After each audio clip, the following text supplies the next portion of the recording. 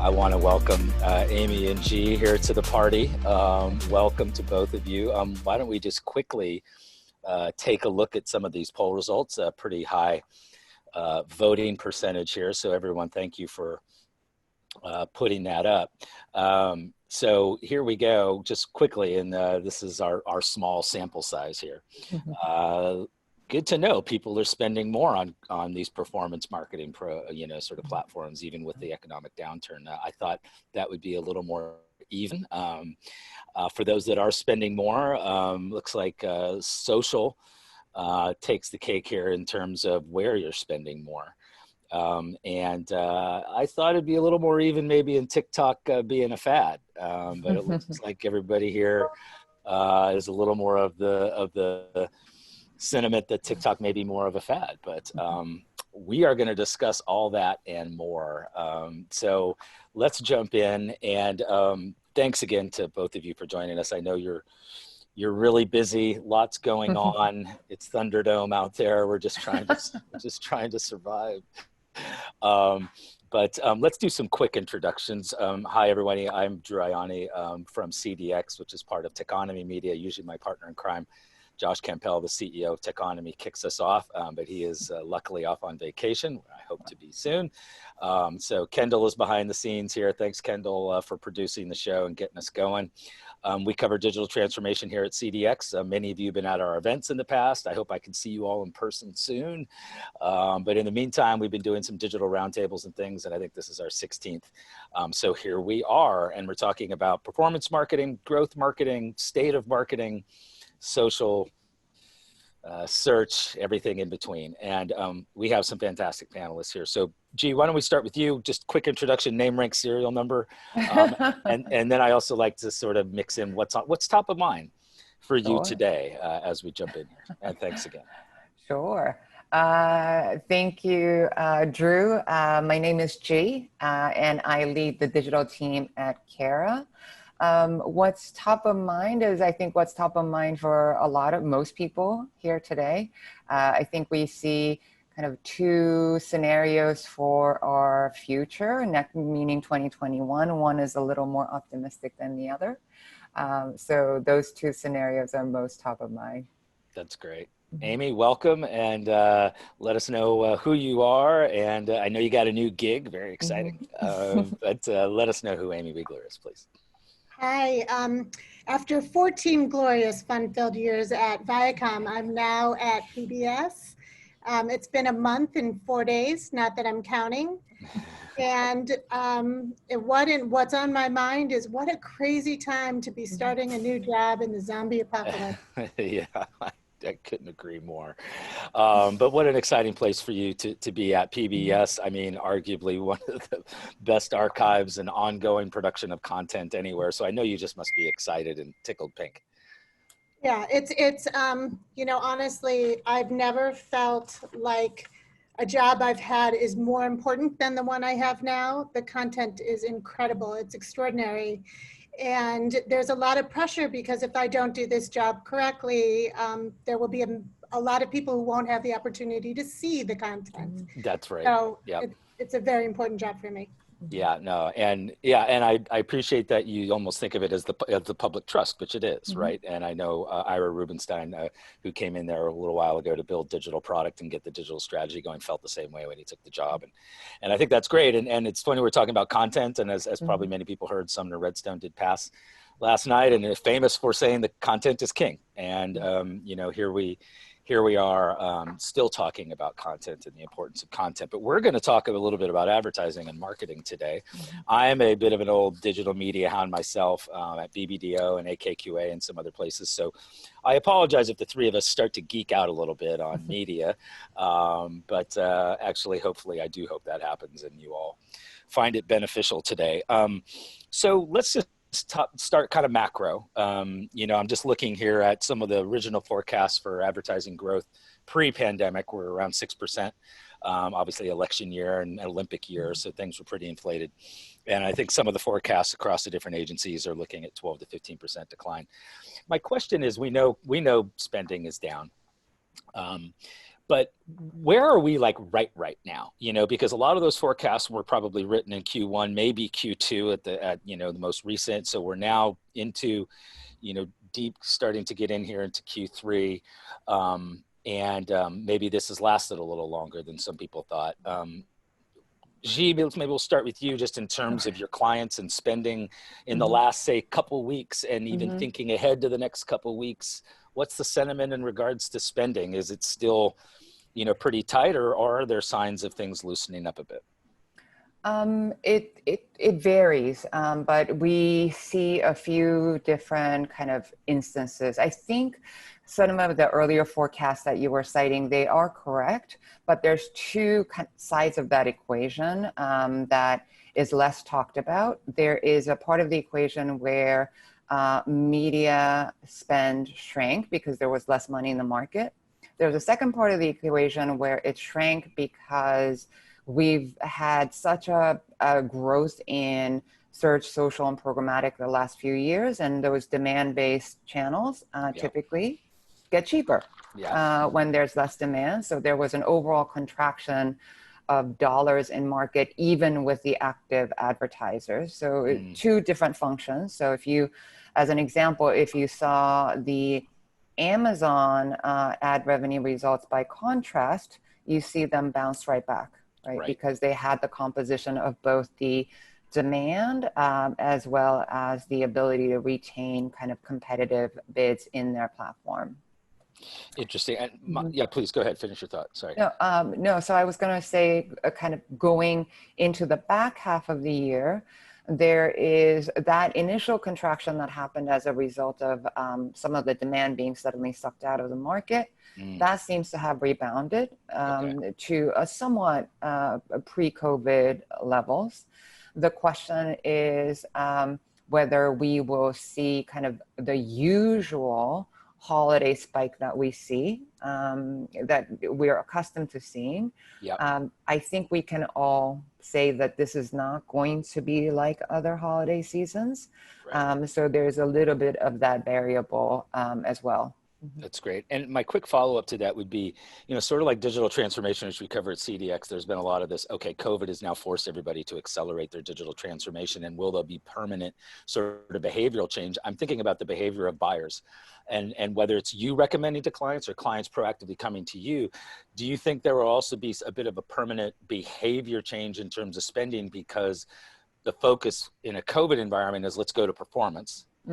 And have there been maybe those advertisers that are still sort of stuck on TV? It's hard for me to believe I'm saying that after being in the business for 25 years, or other sort of more traditional types of advertising that are like, okay, let's put it to performance, and now we're going to stick with that strategy coming out of COVID. Will there be sort of a permanent behavior change from a spending standpoint, or is it, you know, the clients and folks like you are smarter than that to just change, you know, for that reason only? There won't be a drastic change. I do believe that, because believe it or not, I do appreciate the role of mass reach media. Iconic brands need mass reach media. So if you look at some of our clients, a lot of them are icons, and their brands are relevant to even people who don't consume them, right? But I do think, and we saw it, for example, with the last recession, there is going to be a greater appreciation for a performance mindset to the way we look at even broad reach media, right?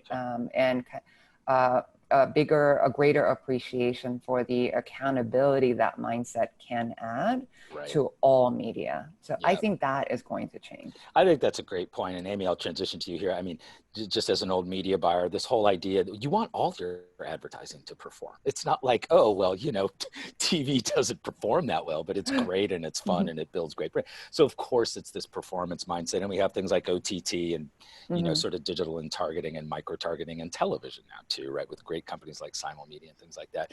Amy, let's switch to you here just a little bit, and sort of, I'm going to ask you to answer with two different hats, right? Sort of that macro, you know, view of the media landscape, having just been at Viacom, kind of on the sell side and working with advertisers, and where did you sense sort of things were most recently when you're at Viacom as we got deeper into the pandemic, and then now as a marketer and having some budget. Are you sort of in a holding pattern? Are you thinking about, okay, maybe we'll, is it going to be the same budget moving forward, but whatever you're willing to share in that regard as the marketer, but I'd also like your sort of Viacom perspective on this as well. Got it. When I was at Viacom, I was, like everyone else, noticed the major shift to OTT and commercial-based advertising. We were struggling as the rest of the industry was.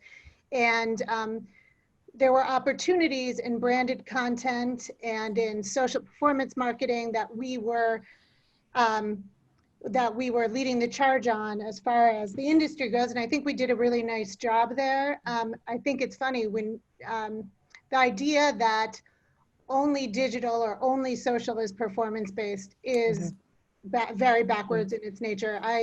It would drive me crazy when I would have a producer say, what are the results of your television campaign?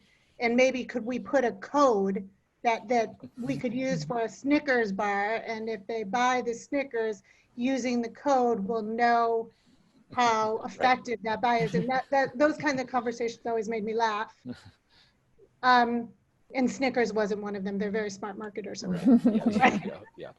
But what I think is really interesting about now is content, to me, is we are at a time when more people are absorbing content from a variety of different sources, from a podcast to a digital series to an OTT. Content is up. We can monetize those eyeballs in a unique way as long as we are leveraging a cultural conversation. And what I feel my job now at PBS is to talk to the people who are most likely to be receptive to my messaging, where they're at, regardless of platform. And that sounds so crazy obvious. Of course, that's what everyone's goal is. I think the difference now is how hyper fragmented those viewers are, and content consumers. Absolutely. No, I think that's a great setup for the discussion. I know we want to jump into social, which is fun and sexy and juicy and all sorts of great stuff going on with social, but let's start in a little more boring arena of search, but still a huge, obviously a huge and very important channel. And G, I'll start with you talk to us about the state of search. I'm assuming there are more people searching. I'm assuming a lot of keywords and things are more expensive. So how are you looking at search sort of at this exact moment in time? Into this pandemic with more people at home, more people searching, arguably, inventory getting more expensive. And also a little bit about, there's paid search. And then of course, where does it make sense for SEO, right? And things like that. Right. And I'm glad you brought that up. And I'm glad you started with social because I will say when we had a little blip incident with social, we finally were able to get search a little bit of the credit that it deserves. So as you might know, not every brand, for example, thinks it's normal to max out on the search opportunity, especially branded search opportunity. To me, it always felt a little bit crazy not to be there wholeheartedly when somebody's looking for you specifically. But that's not unusual. And during this time, we were able to make shifts in that direction and demonstrate why that is a worthwhile endeavor. Having said that, Drew, that I've always been a deep, deep lover of search. I still think in media, it's one of the most purest global indicators of what people are into because they have to actually initiate that search and tell you. Right now, you're right. I mean, we're using it for a lot of really interesting things like understanding consumer behavior shifts during COVID. For example, lunch is important again. Yeah, right. right? So Right. people are actually trying to teach themselves how to make lunch, you know, which Yeah. is crazy. Right.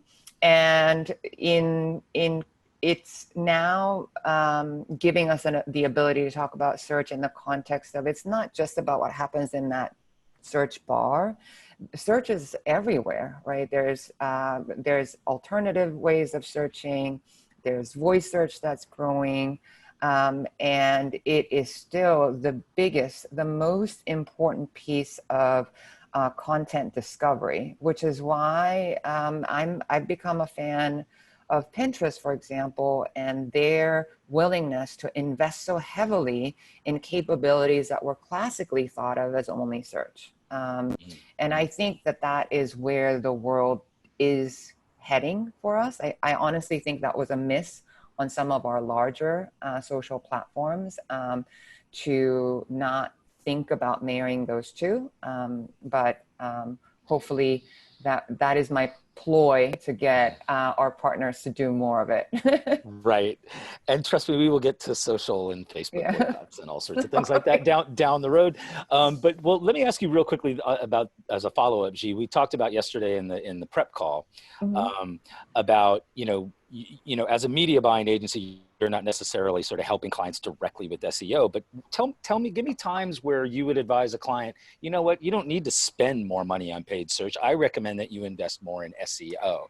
Like, and maybe just for people who aren't fully aware of what, Yeah. where are we with SEO, kind of exactly what it is, how it's different. And then where are those times where you say, you know what, you should really think more about SEO than a lot of paid search? Yeah, I'm glad you brought that up. To be totally honest, I always recommend clients start with SEO first. I really don't know that it's a good way to spend your money in paid unless your SEO is in a good place, which is why everybody does branded search first. Right.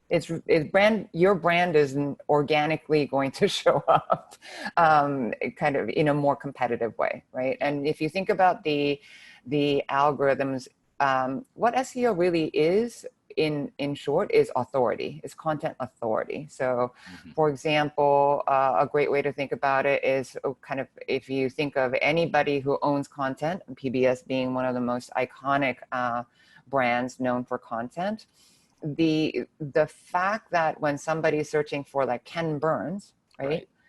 If PBS shows up, they have the authority, right, over any other brand that might show up with the same claim, right?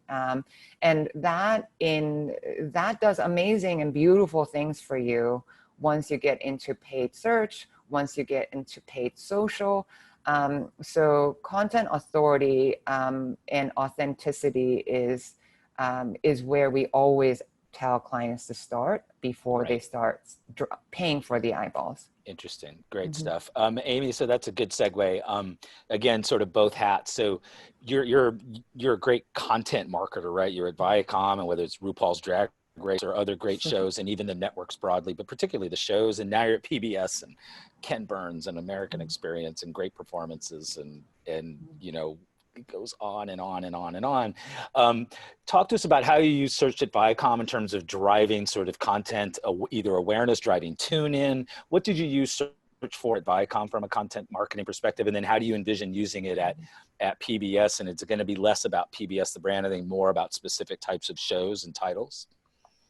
Gee, I took what you had to say to me yesterday in the prep call to heart, SEO first. And so what I want to make sure, it's interesting, just to answer your question regarding Viacom, it was much more complicated because web content didn't live under me. So I could buy campaign, which I would do, and I could talk to the editorial team who were wonderful about optimization strategies, but it didn't live under me. So at the end of the day, and I think a lot of media companies have this, a division of labor between digital content and optimization lives in one world and marketing lives in another, and it shouldn't. Right, I agree. Yeah. At Viacom, at PBS, content marketing is also under me, and so is digital content. The first call I made when I got to PBS was to talk to a company I used to work with at Logo, who really helped with optimization, because I'm not sure where we're benchmarked yet.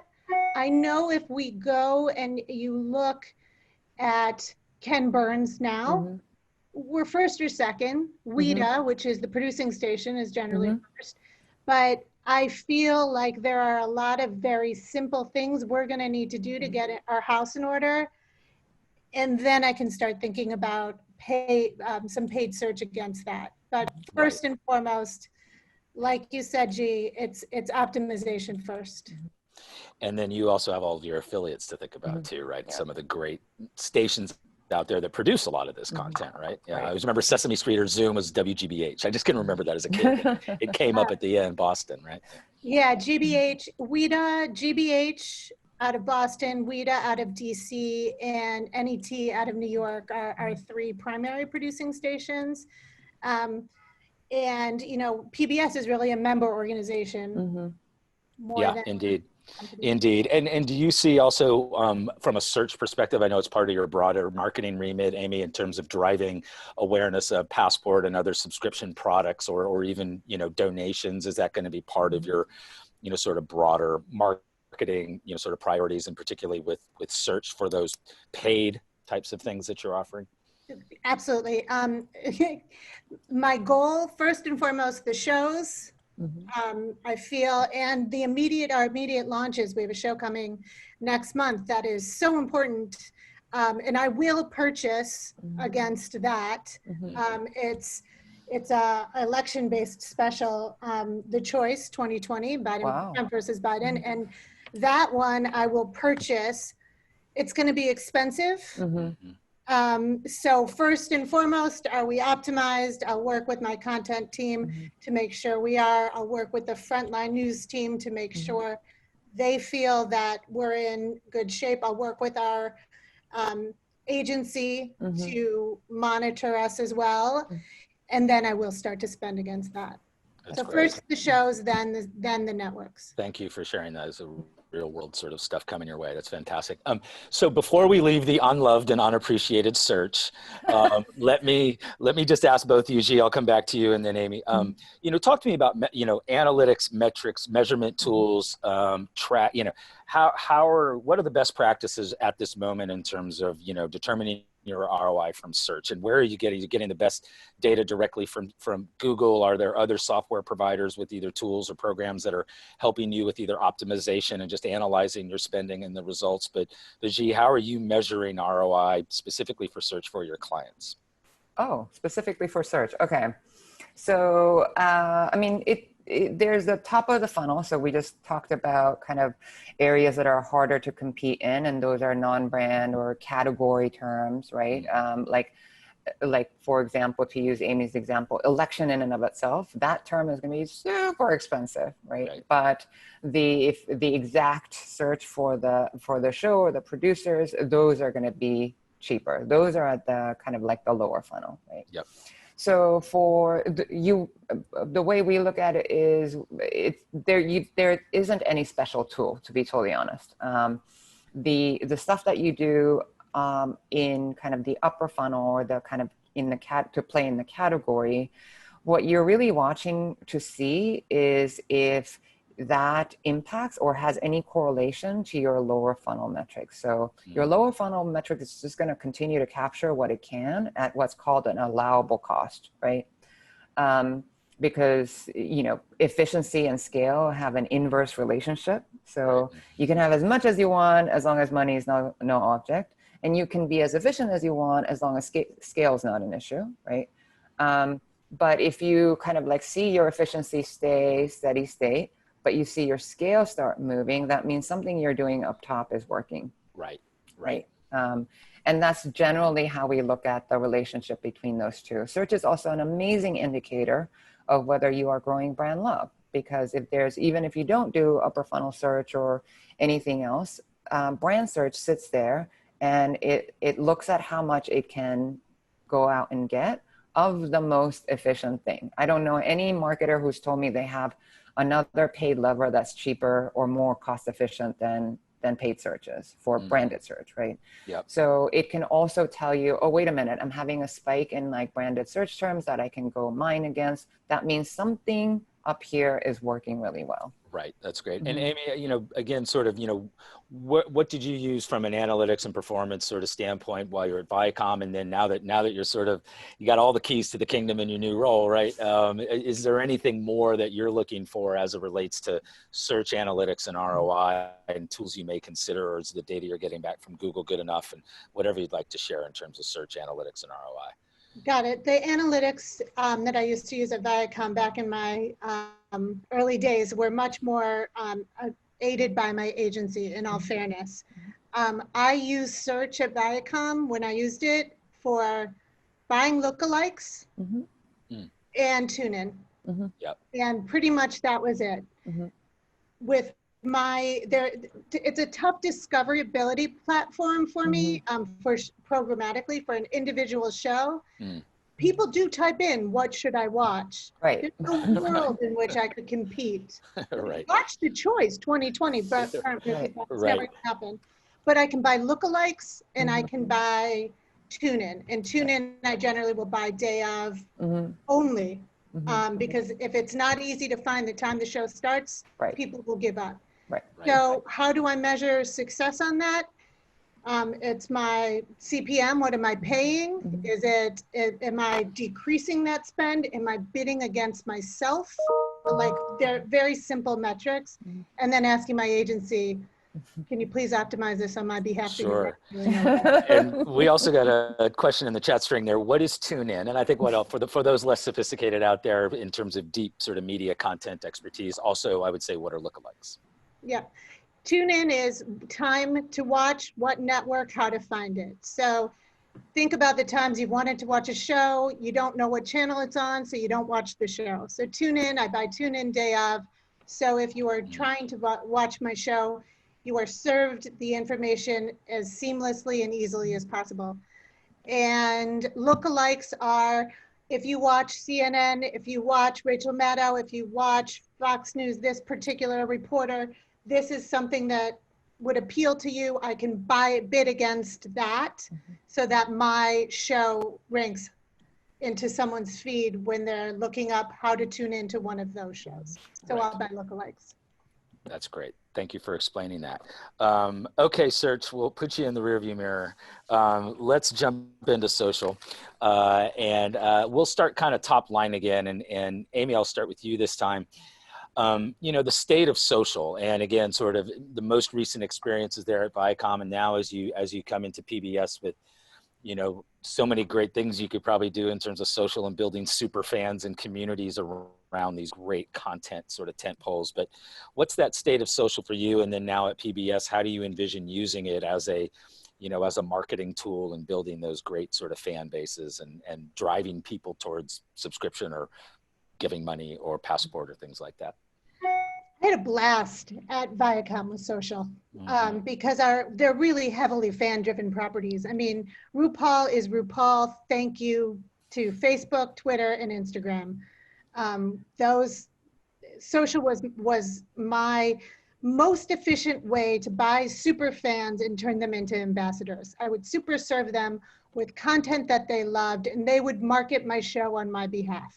Right. And it was beautiful. And I worked with the producers very early on in the development of RuPaul so that we had specific hashtags that were in the shows so that we could create cultural conversation. RuPaul is still, when RuPaul is running, it is top 5 social trending shows in the country, no question. Yep. Then I go to PBS where the average age is 67 and the tools are significantly less sexy, and I am learning and I am quiet and it is uncomfortable. Right. Masterpiece, I get it. That is a fan-driven property. American Experience, if we're focusing on someone who's buzzy, I certainly know how that I can sell Marvin Hamlish to a theater-loving community, and I know how to engage that social lever, but I really have a lot to learn about how what our social strategy is going to be for building brands when it's more intellectual as opposed to fan-driven content. Yeah, I could see that, especially with like American Experience or Great Performances, right? Those are great tentpole brands in their own right, but there's so much different content under those brands. It's just so many different audiences, which can be fun, but complex too, I suppose. I mean, we have a show coming with Leia Salonga, who I live for, and the good news is I know how to reach the theater community, and I can buy them effectively, and I can reach them through Broadway Podcast Network, and I can reach them through social, targeted at theater lovers in particular. But then getting them to evangelize is a heck of a lot harder when you're not obsessed in the same way people are with some of the Viacom brands. And what were, particularly maybe more Viacom than PBS, since you're just embarking on the adventure at PBS, but with Viacom, again, metrics on the social side, I know you're trying to drive tune in, and what were those metrics, let's say beyond tune in? Were there other things that you could measure in regards to the success of the show or the buzz of the show or viewership? And where were the advertisers sort of in that? Where, was it the on-air broadcast advertisers that were also involved sort of in your sort of the social presence of those shows? But let's start with the metric side, and then where did the advertisers fit into that experience?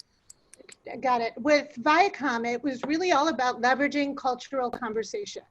So when it's the old-fashioned water cooler, only it's all online. It's how many people can we get talking about this show? And I worked with a client of G's in the past, who's Scott Seitz is on this Zoom, but he was my client at Absolute, and we did live viewing parties for Drag Race. And the strategy behind that for attached to Absolute Vodka, where Scott was with the agency too. But what we tried to do is capture a cultural conversation that was happening in real time, that took place at a bar while you were watching this show. And what you could follow is, in the markets where we had viewing parties, our social was through the roof. And the more people who talked about it, the more you felt like you were out of the cultural conversation if you weren't talking about it. And so at Viacom, how we measured it is we would look the next day at the top 10 markets. We would see where we were trending. We would spend on social against markets. If we, before we had our viewing parties, we would market the viewing party, or we would market the show. We would do conversation cards on Twitter. We would do anything we could to capture and leverage what everyone was talking about. Right. And then the advertisers, at first, when the show launched in 2008, I was only 7 at the time, I was like an Uber. But when the show launched in 2008, it was all about making sure the sponsors, it was a giveaway. It was an added value. Ultimately, like we did a program with JetBlue that was 100% social. They didn't even want the show. They wanted the IP that lived in social. Interesting. Yeah, that shifted pretty quickly. That's great. Thanks for that. Good stuff.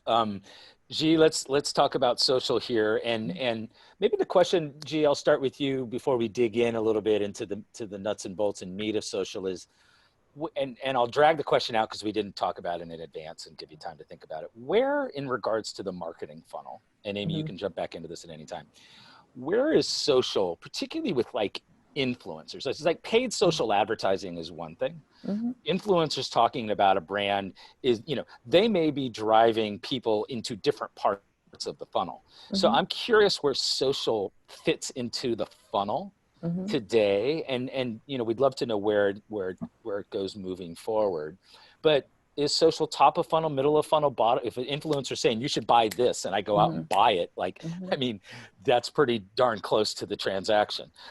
Talk to us about social in the funnel. And sorry. So the thing about social, and the deadly thing about why Facebook and Instagram was so successful, and it still is, based on even like a quick poll right now, right?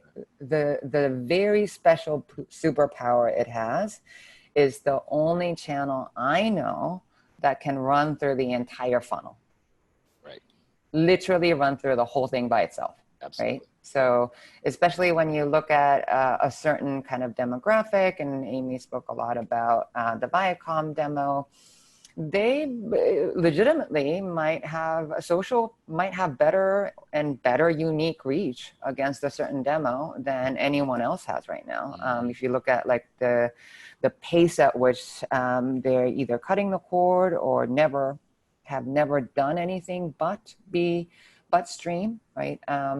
Social's it. That's your high reach tactic, right? Then because it's got a nice black box setup, right? If you know how to work the box, you can actually connect what you're doing up here down to kind of your consideration, or let's think of it more as take them from a master brand message to now benefits, features, and that sort of, and videos, sort of like start getting them to engage with you. Right. And then you can, within the box, you can connect them all the way down to lower funnel. And you can create rules, right? That they view at a certain time, then move them into this. That they actually finish my video, then move them into this. It's a really powerful system. That's the problem. We don't have anything else quite like it. Right. So it fits everywhere. That's the short end of the answer. That's great. And then from, going into the sort of the pure performance side of things, and do you agree with the poll in terms of spending more money because of this great, sort of the benefits that social, drives? Is it becoming even more performance oriented, but also brand oriented? And what are your thoughts on social sort of moving forward in terms of investing on behalf of your clients? And I guess I would ask, what's new and interesting, I suppose, in about these social? Yeah, and it could be it could be something on Snap or Twitter or Facebook, or we'll talk about TikTok is certainly something new, but what's working on social? So I kind of love that Amy started with like the concept of a super fan, right? I think to a certain extent, social is going back to its roots, and it really needs to, right? Social started out as kind of this platform for engagement and for consumers to, or for people to kind of like actively participate in conversations. That was the whole point of it, right? And then somewhere along the way, I don't know if it's us advertisers who have to take partial blame for it. I don't know what happened, right? It became this consumption channel where we put things in there, and it became a bit more of a lean back kind of platform, which was not what it was intended to be. Right. So now what I'm seeing, which I'm really encouraged by, are these other alternative social platforms. We talked about even Reddit yesterday. We are going to talk about TikTok. Snap is certainly one of them. We're seeing these platforms that are more designed, right, for people to participate. If you don't participate, you don't get as much out of it. So that's really good to see. I think we have to go back to, figure out how to turn this platform back to that sort of environment. But that is actually why safety for people is so important to preserve. If we lose that, all it is a really effective one-way platform, and we're going to ruin it. Right, right. And despite all the caveats over the years and things that have happened, the boycott, I mean, it's not being impacted, is it? I mean, it's just humming along, social, even Facebook in particular, right? I mean, boycott or not. It is, there's a trifecta, right? We talked about it. There's a pandemic, so a lot of high reach kind of even platforms are off the table. So we are working in an environment with less media or inventory available to begin with, which is tough, right? Yep. So, and then as I had said, there are very, very few platforms that can run through the entire funnel as effectively as social can. Right. So when you're dealing with less media and a financial challenge, right? Like there's pressure on your bottom line. It's it's a terrible predicament. What do you do? Right. Mhm. Right. So let's just go briefly to TikTok, because we don't talk about TikTok, then we're going to be, flamed online. We don't want that. And then I do have a couple questions from the audience here, which are pretty good. G, why don't we start you, and then Amy will, PBS and TikTok, I don't know, but hey, maybe the demographic is evolving. That's what I ask you, G. In the prep call yesterday, you said something very interesting about TikTok and its algorithm. And why don't you share that with the audience and what you see happening right now? Yeah, so TikTok is, I think the audience knows this, but with the pandemic and the vast desperation for entertainment and content, we've seen the average age on the platform just kind of like skyrocket. And I apologize in advance for all the youngsters who had it all to themselves for 10 seconds. Yeah, right, exactly. So and you can kind of see it in the content and the content types, right? But one of the things that's really interesting about TikTok is the algorithm is quite advanced. I don't know whether to be scared about that or to applaud it. But if it's what you enjoy doing, so I was using the example of like, if you're into kind of like Instagram for like beauty, skincare, it's going to start kind of over indexing for that sort of content to serve you. If you're into comedy, it'll serve that. So Right. it still feels quite personal. Having said that, it's a really tough platform for brands to crack into. You cannot show up on TikTok with an ad. Right. That's still not what someone should do. Right. And the attention span on that platform is incredibly short. So remember when we were all like losing our minds because we had to do 6-second videos, and we went to our brethren who are accustomed to doing TV videos and told them, no, everything has to be 6 seconds. Yeah, This is even worse. Yeah. And before I ask Amy about TikTok, G, when you talk about like the algorithm, we could have obviously a day-long session on algorithms. When you say they change the algorithm, or the algorithm has evolved to the point where it's attracting, what do you mean by that? Are you suggesting that the data scientists and the people and Kevin Mayer now and everybody at TikTok, that they're deliberately redesigning the algorithm to attract, say, older demographics or whatever? And so, and how do they do that, maybe without getting to sort of tech speak? Yeah, I don't know that they're necessarily trying to grow an older demographic. I don't know, like, I'm not sure somebody would deliberately do that. But I do think that it does a phenomenal job, again, mildly scared, but it does a phenomenal job after a few uses of understanding what types of content you are likely to consume, right? So because it's such a quick platform that they notice you just skipping. It's almost like Tinder, but for content. It notices you skipping things that you're not interested in, and it learns very quickly. My husband's addicted to TikTok. He's always been that way. Very weird. So Amy, he's also a giant fan of PBS, so you never know. But I noticed within 2 days, what it shows him and what it shows me are dramatically different. And I think this is one of the things that newer social platforms will continue to carry forward. Again, which brings us back to the point of this is why we scrutinize safety on social. This is why we do it, because there are special things that make it great, but it can be used for evil, right? Right, exactly.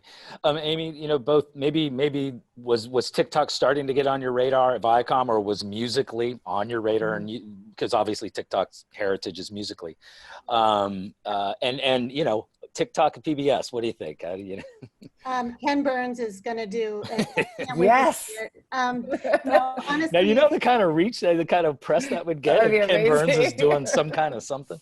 It would be fabulous. I feel as a marketer who just left Viacom, I was leaving Viacom as TikTok's rise since the pandemic is beyond meteoric. And it certainly was in the zeitgeist I remember I sit on the Born This Way, I sit with the Born This Way team, Gaga's team, I help them out with partnerships.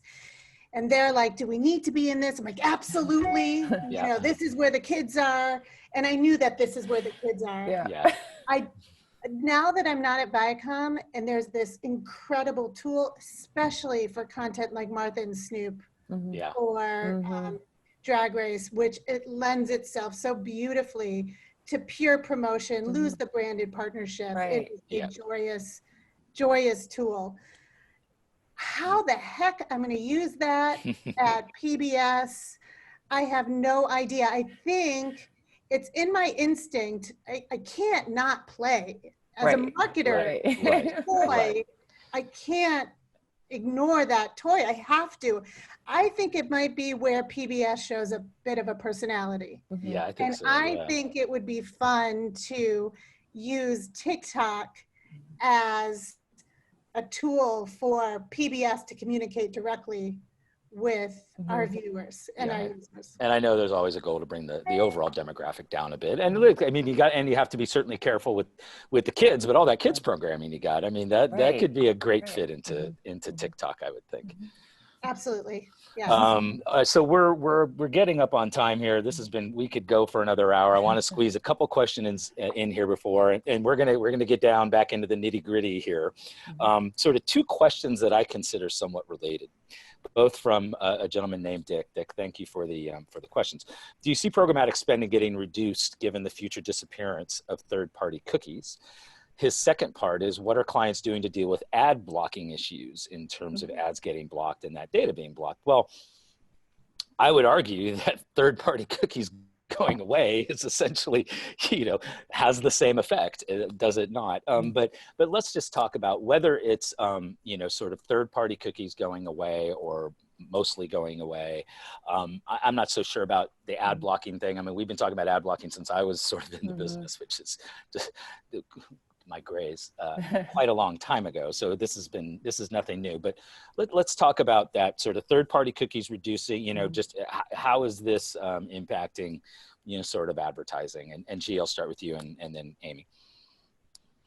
Well, it will absolutely reduce a lot of spend, not just programmatic.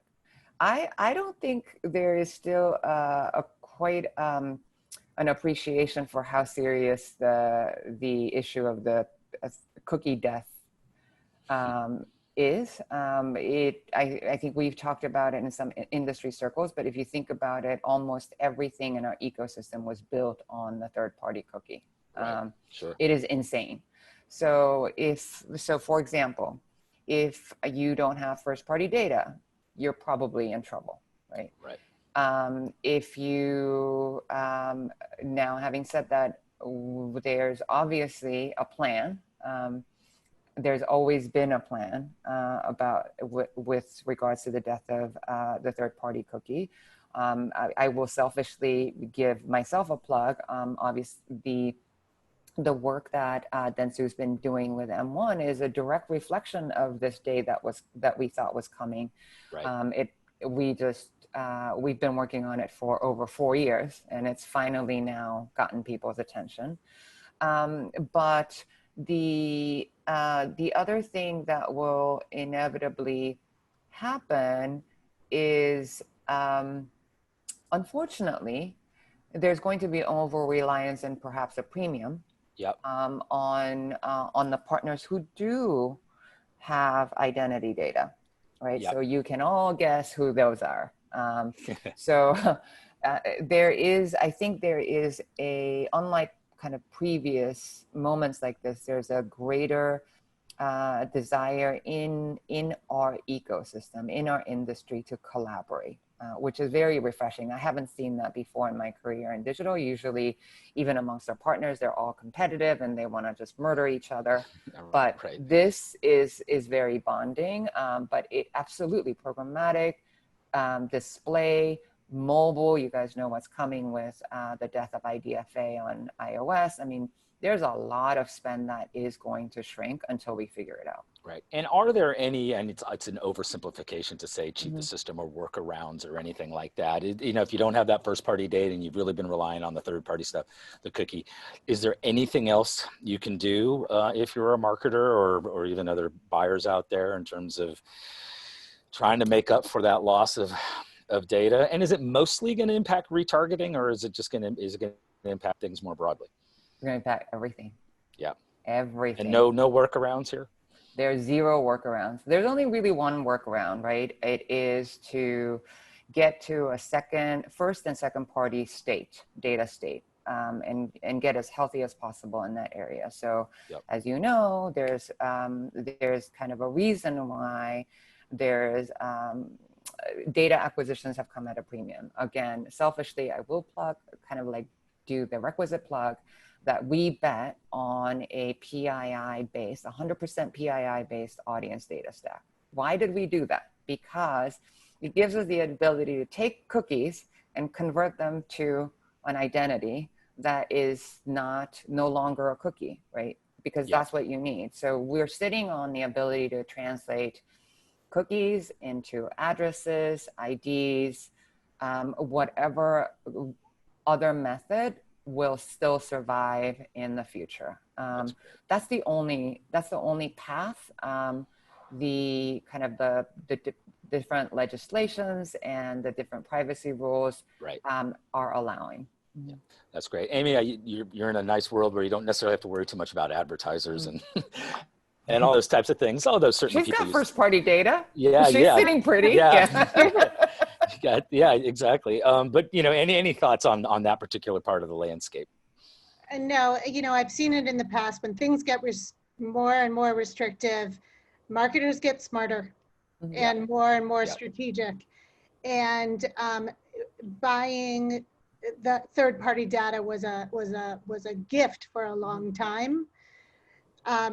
Now it's about building our own databases and owning our own data. And like you said, G, a lot of companies now have been doing that for years, some more successfully than others. Those who've done it more successfully are going to have less of a downswing with when they go. Well, that's great. So my final question, which we had in our prep talk, just, you know, and nuggets are great here, maybe not very well-known blogs or editorial publications or whatever, but how do you guys stay informed? What are you reading? And maybe beyond some of the usual big names, are there any, you know, interesting newsletters or blogs? How are you staying informed on sort of this broader marketing, media, performance, content marketing landscape? And Amy, we'll start with you and then G. God, I wish you started with G, because I could just say, yeah, I agree with that. No, I'm pretty old school in I love The Daily. I love Pod Save America. I love Fresh Air. I love Brene Brown, anything she touches. Yeah, Brene Brown's great. I follow the very important, ever so informative BuzzFeed because it's good and fun. Yeah. And you know, and I'm not. You're not going to get the secret nugget from. Well, those are some good ones. I'm sure there are ones there that people hadn't heard of. So that's great. Thank you. G? Okay, Amy's, you get the final word too. Amy's sources were way cooler. I read the boring industry trades, but I also have an advantage. I'm not going to lie. In my role, I get to sit with a lot of different account teams. So you hear kind of such a different compilation of what's going on the ground with different clients, different needs. That's probably my favorite source. That's great.